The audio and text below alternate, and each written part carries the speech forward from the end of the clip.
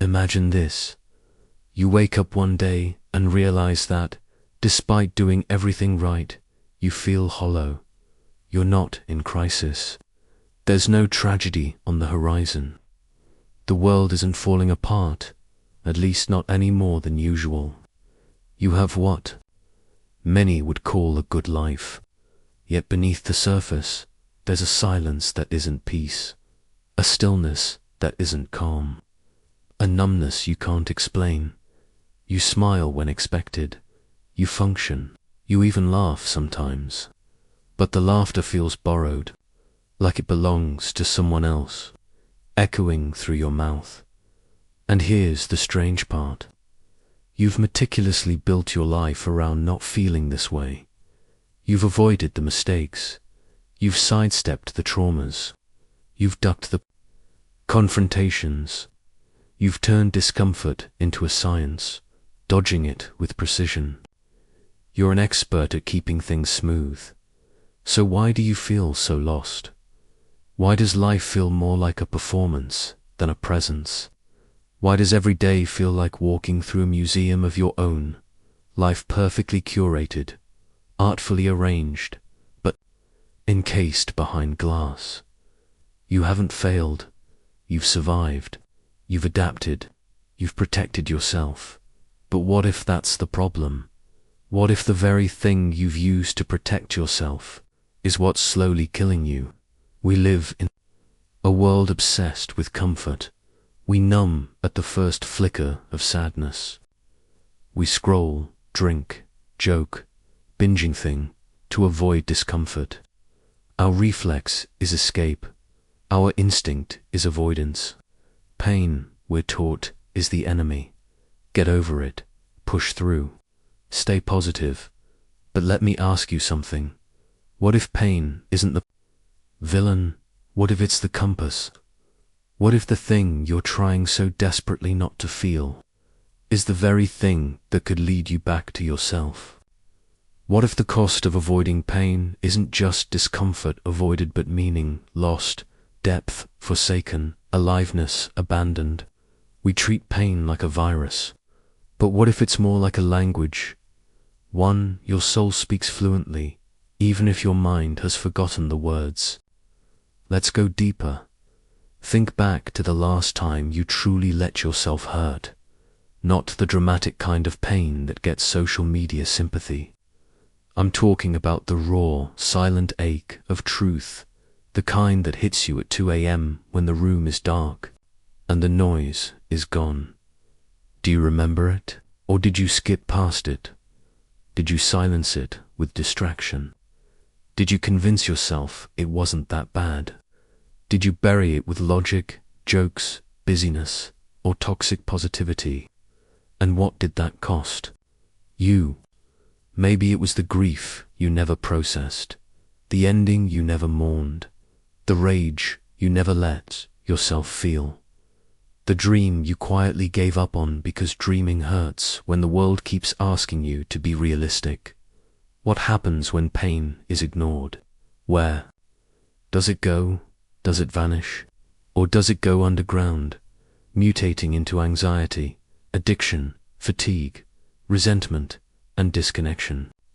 How many of your habits, how much of your identity has been constructed not around who you are, but around what you've tried not to feel?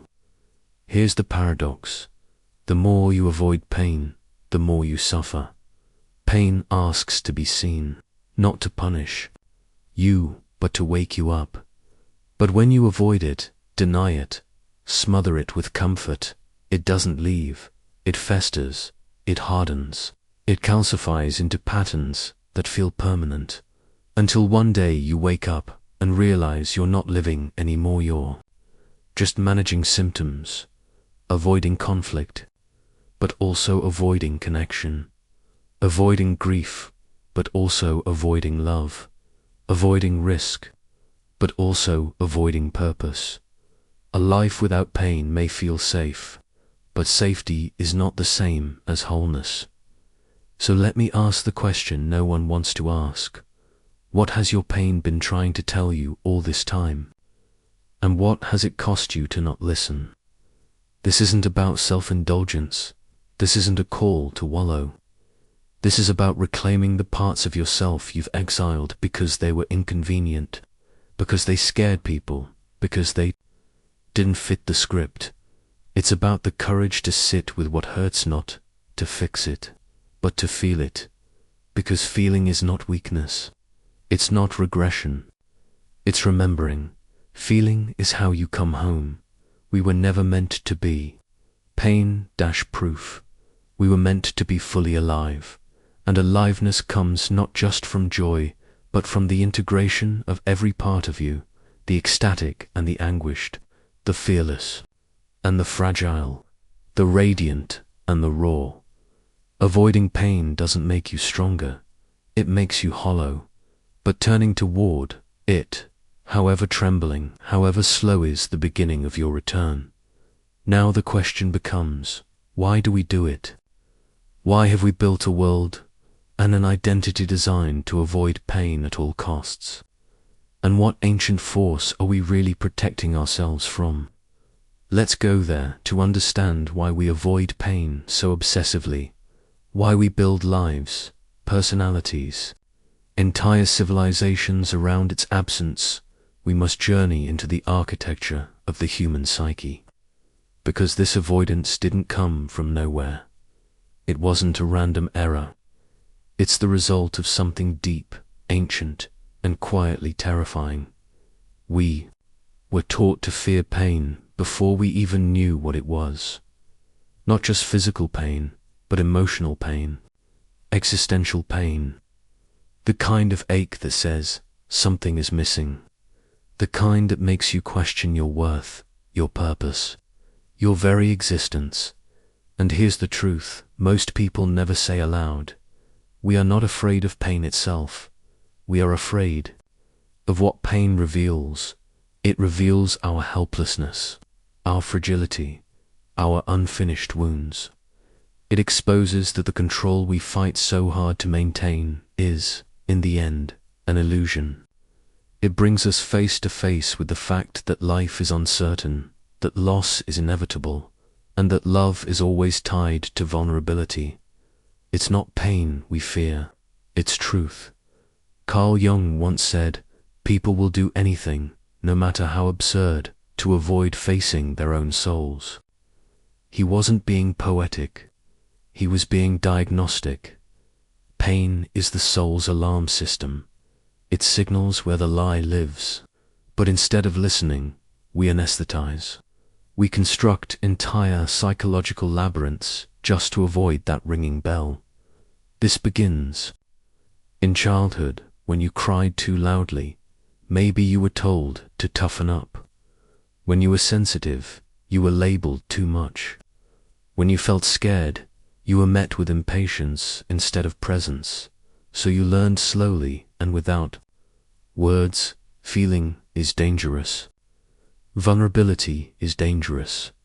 Pain makes people leave. Pain makes you wrong. This becomes your core programming. And by the time you're an adult, it's so embedded you don't even notice. You just call it personality. I'm just not emotional. I'm independent. I don't let things get to me. I move on quickly. But what if those aren't personality traits? What if they're defense mechanisms, fined through repetition, camouflaged as strength? Enter Arthur Schopenhauer, the philosopher of pessimism, who saw suffering not as an aberration, but as the default state of human existence. In his view, to live is to suffer, and all our striving, all our ambition, is just a temporary distraction from that truth. And yet, despite this bleak outlook, he offered a hidden gem. That freedom arises not from escaping pain, but from understanding its place in the fabric of life, that the refusal to accept suffering only deepens it. Aldous Huxley took it further. In Brave New World, he imagined a society where suffering was eliminated entirely through drugs, distraction, and constant pleasure. The result wasn't paradise. it was sterility. A world without depth. A world where no one felt anymore. Sound. Familiar. Our modern lives are engineered in that direction. Dopamine on demand. Silence eradicated. Stillness interrupted. Any moment of potential pain is immediately filled. Notifications, noise, novelty. We've medicalized sadness, outsourced meaning, and turned spiritual longing into a branding opportunity. We are drowning in comfort, and yet starving for connection. So how does this avoidance shape us? Psychologically, it fragments us. The unacknowledged pain doesn't disappear, gets repressed. Jung called this the shadow. The parts of ourselves we exile because they don't fit the narrative we've created. But the shadow doesn't go quietly. It leaks.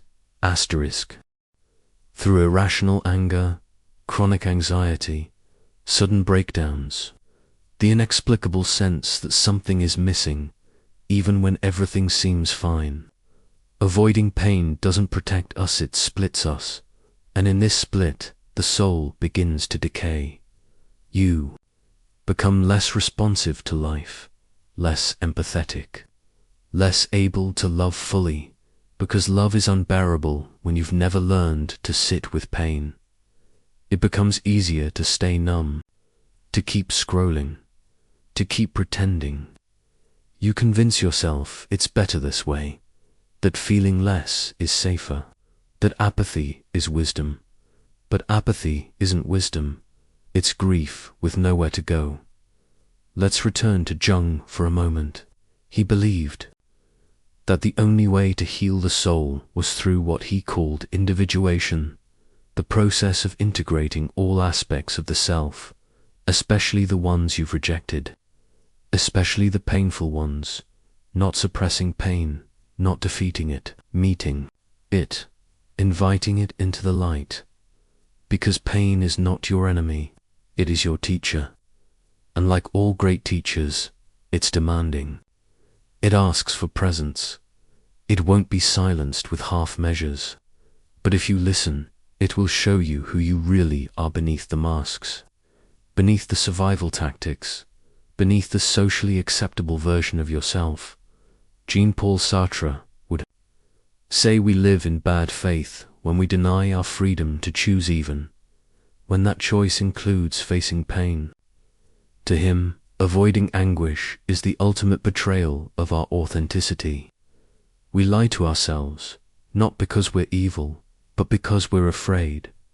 Afraid of the void, afraid of our own depth, afraid that if we let it in, the pain will never leave. But it's the resistance that traps us, not the pain itself. Here's the most ironic truth. Pain, when faced directly, is not as destructive as we imagine. It passes through us. It breaks us open, yes, but in the breaking, something essential is revealed. But pain, when avoided, becomes a slow rot. It doesn't kill you dramatically. It just erodes you, day by day, until you're a shell of someone who once felt things deeply and lived with intention. And the tragedy is not that we suffer. The tragedy is that we suffer alone, in silence, pretending everything's fine because we were taught that pain makes us weak, when in truth, the willingness to feel is the bravest thing a human can do. So here we are, surrounded by distractions, trained in avoidance, experts in pretending, and beneath it all, a wound quietly pulses waiting to be acknowledged. This isn't about diving headfirst into despair. It's about no longer running from the parts of life that hurt. It's about giving yourself permission to stop numbing and start listening, because somewhere within your pain is the key to your wholeness. And in the next section, we will uncover what happens when that pain remains unspoken, unseen, and unhealed, not just within individuals, but across entire cultures. The consequences are more dire than you might imagine. You think you're getting away with it, the suppression, the smiling through it, the careful edits of your personality to appear okay. You've built routines, rituals, maybe even relationships that orbit around keeping your pain at bay. But the thing about unacknowledged pain is this: it doesn't disappear. It meets tacit ease, not in loud, dramatic ways, but subtly, quietly infecting your thoughts, your relationships, your identity. The cost of avoiding pain isn't just that you remain unhealed, it's that you begin to warp without realizing it. You lose your inner compass. You forget what real joy feels like. You start mistaking numbness for peace, and you're not alone. This isn't just a personal struggle, it's a collective sickness. Look around, look closely. We live in an age of high achievement and low self-worth, hyperconnectivity and soul deep loneliness, endless information and vanishing wisdom. Why? Because we are taught to conquer, not to feel, to optimize, not to introspect, to consume, not to connect. Modern life is a conspiracy of avoidance, and the result is a generation, an entire species running from itself. We use technology not just for utility, but for sedation. We scroll not because we're curious, but because we're afraid to sit still. We worship productivity because it drowns out the silence that reminds us of our inner unrest. This avoidance has consequences. Neurologically, chronic pain avoidance wires your brain for reactivity over reflection. The amygdala, brain's fear center, becomes overactive when emotions are habitually suppressed. Your nervous system stays locked in a low-grade fight-or-flight mode, even when there's no threat. You're always on edge, irritable, drained.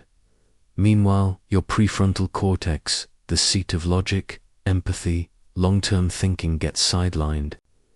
Over time, you become less capable of self-regulation, of seeing yourself clearly, of making decisions rooted in wisdom rather than impulse. You start living not intentionally.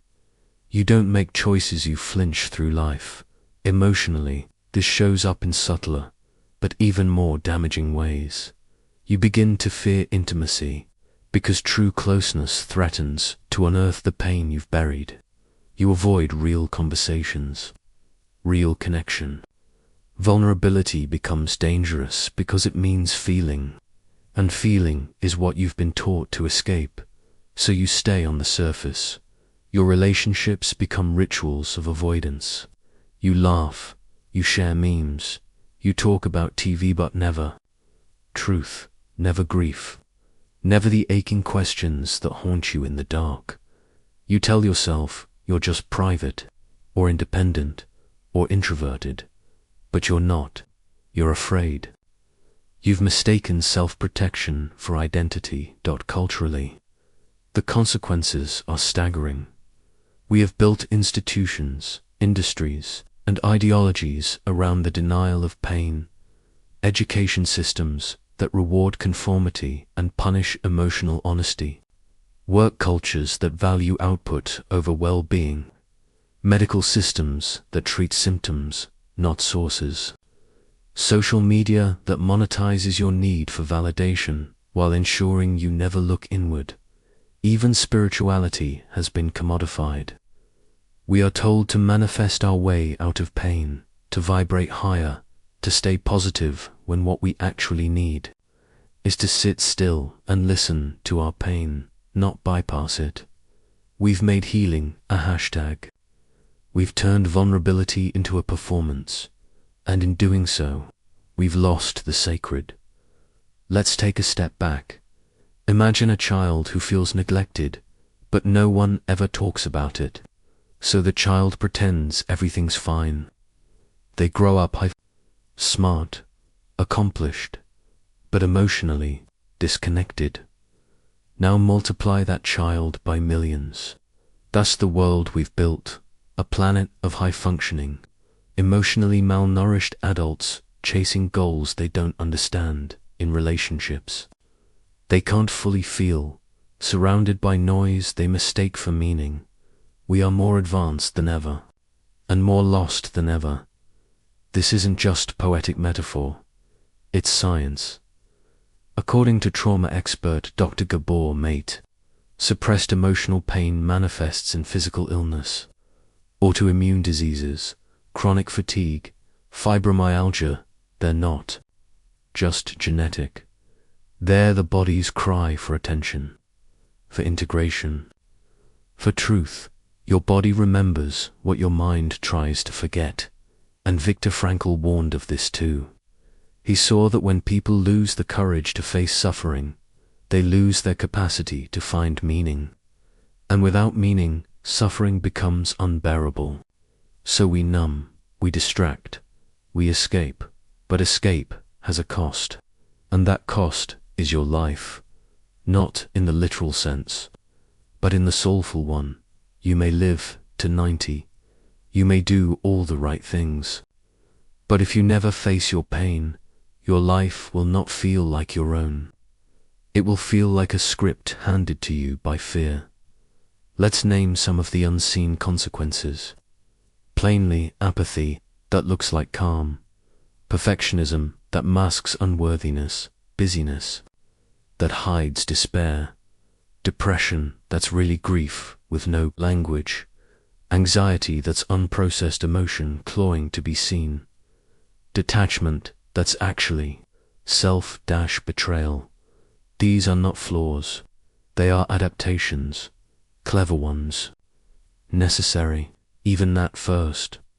But what saves you in childhood may slowly strangle you in adulthood. Here's the bitter irony.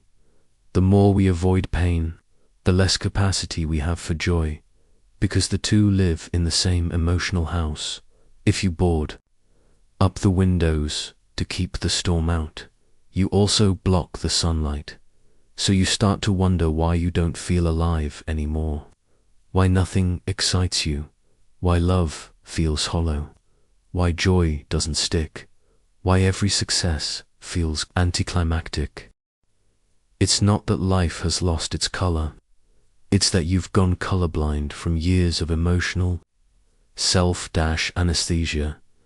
And so we arrive at a critical juncture.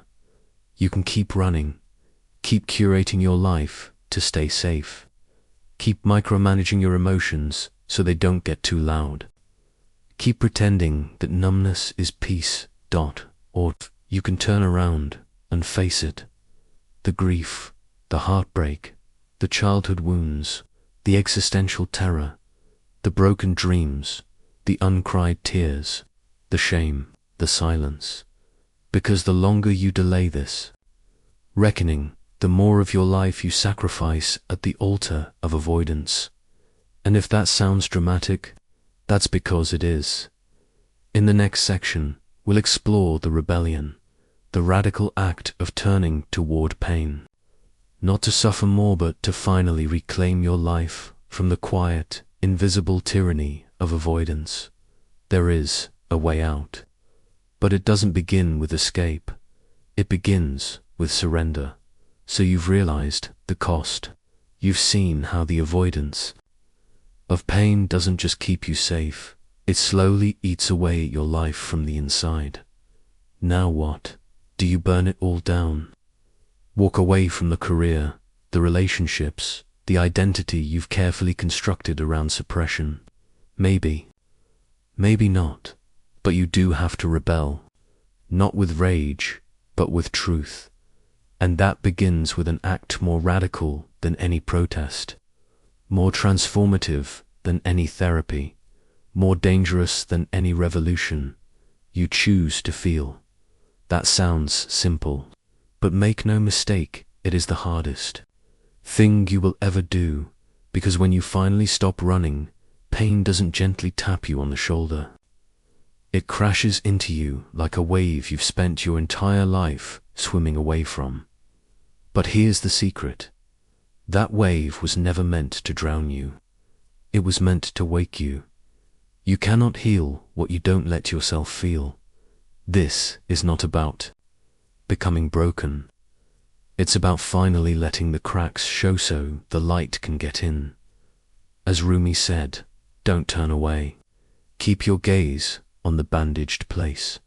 That's where the light enters you. So how do you rebel? You begin not by changing your life, but by changing your relationship to it. You stop seeing pain as a punishment and start seeing it as a compass. Because pain is not the enemy, it's the messenger. It tells you where your wounds are. It tells you where your truth is buried. It tells you what still matters to you, what you've tried to forget, but haven't stopped needing. Every ache, every anxious spiral, every moment of inexplicable sadness, it's not weakness. It's your soul knocking on the door, saying, let me back in. This is not about wallowing. It's not about becoming defined by your pain. It's about becoming free of it by walking through it, not around it. Psychologist Carl Jung believed that wholeness comes not from perfection, but from integration. In his words, one does not become enlightened by imagining figures of light, but by making the darkness conscious. You don't become healed by pretending the pain isn't there. You become whole by dragging it into the light, by holding it, by listening to it, by refusing to exile the parts of yourself you once found unlovable. That is the rebellion. Let's make it tangible. Here's what the rebellion looks like. You sit in silence for 5 minutes a day, not to meditate, not to manifest, but to simply feel. You stop numbing with noise. You put the phone down. You let boredom or loneliness or fear rise.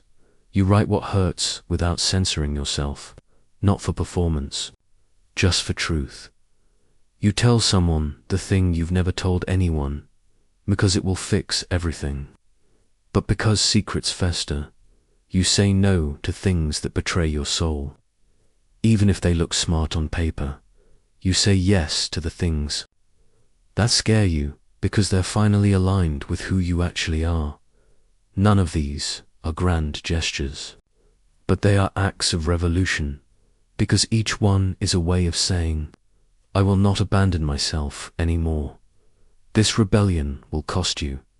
It may cost you friendships built on pretense. It may cost you roles that required your silence. It may cost you a version of yourself that was easy to love because they never made anyone uncomfortable. But what you gain, your life, your wholeness, your self-respect, and those are not small things. Nietzsche once wrote, he who has a why to live can bear almost anyhow. Avoiding pain robs you of your why.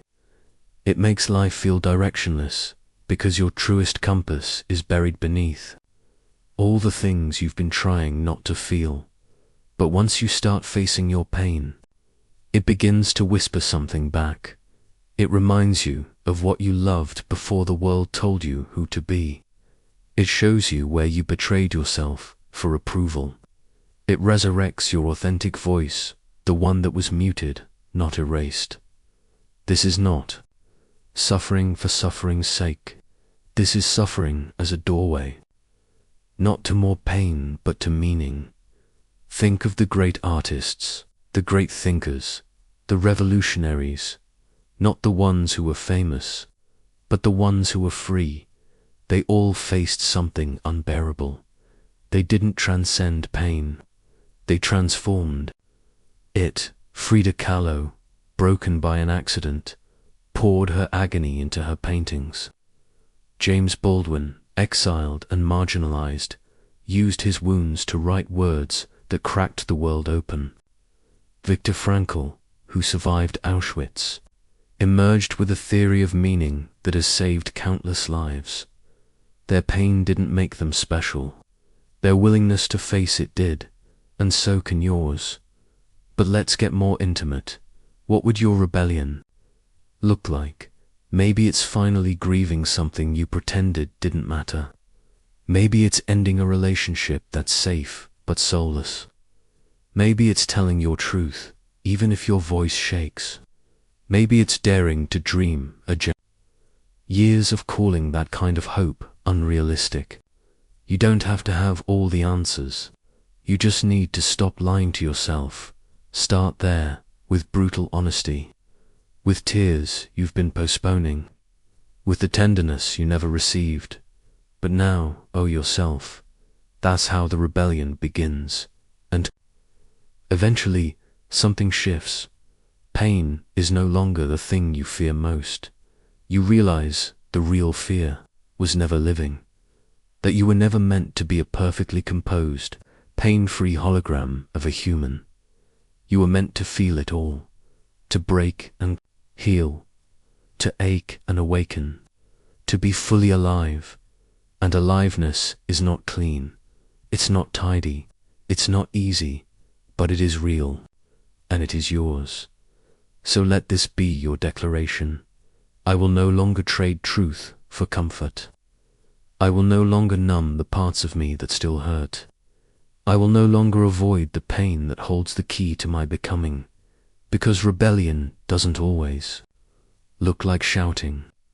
Sometimes it's just sitting in the dark with yourself until the numbness lifts and something sacred begins to stir. A voice, a knowing, a truth that says, I am still here, and I am not done yet. One day, long after the rebellion has begun, you're sitting alone, not lonely, not hiding, not fighting anything, just quiet. You're not trying to be happy. You're not trying to be productive. You're not even trying to heal. You're just being. And for the first time, that's enough. Then it hits you not like thunder, but like dawn. The pain you spent a lifetime outrunning. It wasn't the enemy. It was the teacher, the guide, the doorway. This is the final truth. Avoiding pain is not what kept you safe. It's what kept you small. You weren't protecting yourself from suffering. You were protecting yourself from transformation, because all growth is painful, not because life is cruel, but because shedding what is false always hurts before it liberates. The shell resists the crack. The caterpillar resists the cocoon. The ego resists the death it knows is coming, because it suspects what's on the other side is something far more terrifying than suffering, freedom. That's what pain was always offering you, not misery, not punishment, freedom, but you had to be willing to let your old self die.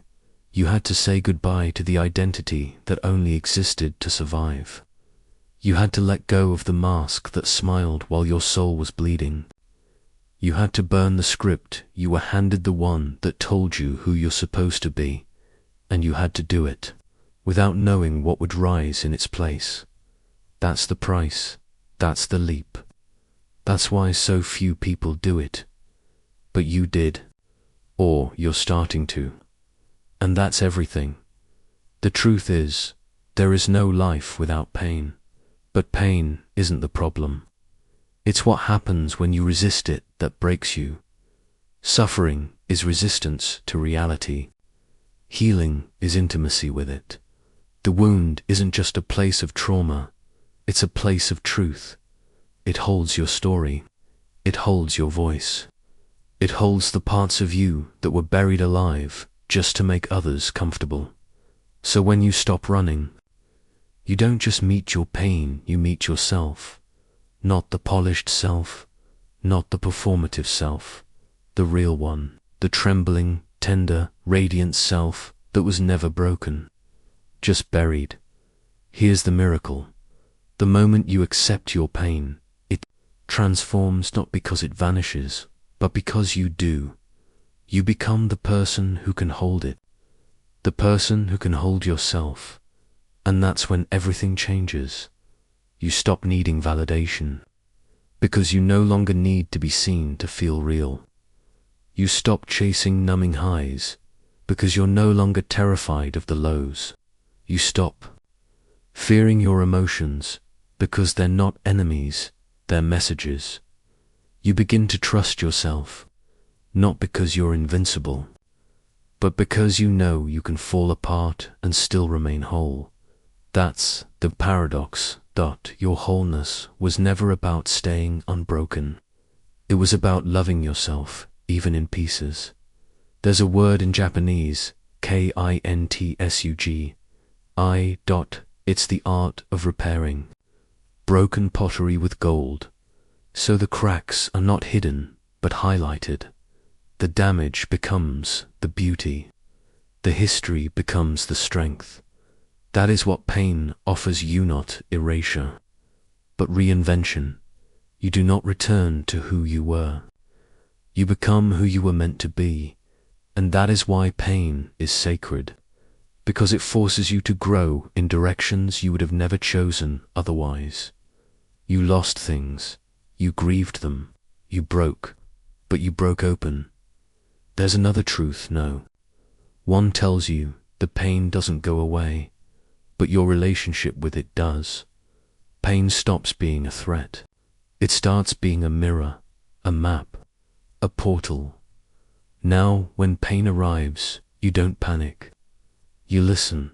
You sit beside it like an old friend. You ask, what are you here to teach me this time? And sometimes pain says nothing. Sometimes it just sits with you in the dark. But even then, you're no longer alone, because the version of you who abandoned yourself is gone, and in their place is someone who is finally willing to stay. So what now? You live, but not like before.